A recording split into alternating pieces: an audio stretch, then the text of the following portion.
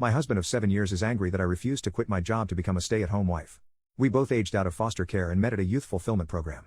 We were both 18 and stayed in contact after the program ended.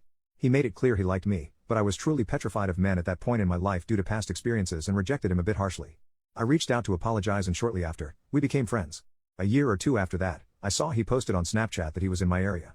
I asked if he would want to go on a date so I could practice being comfortable around guys again and he agreed.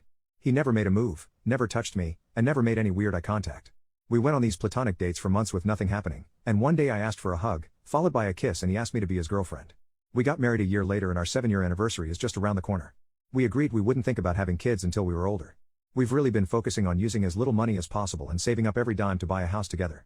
Thankfully, we got our house a few months ago and we were both able to quit our second jobs and for the first time ever, work regular 9-to-5s.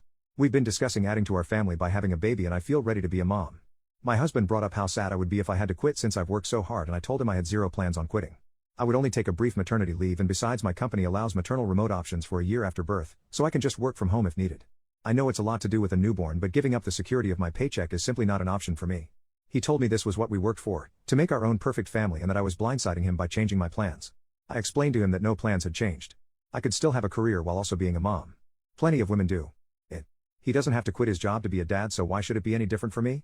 He said it wouldn't work for a baby's needs and I told him since I made more money than him, why couldn't he quit while I go back to work remotely after healing from giving birth? That way we would have both hands on deck and wouldn't have a severe loss of income as I make $89K a year and he makes $52K a year.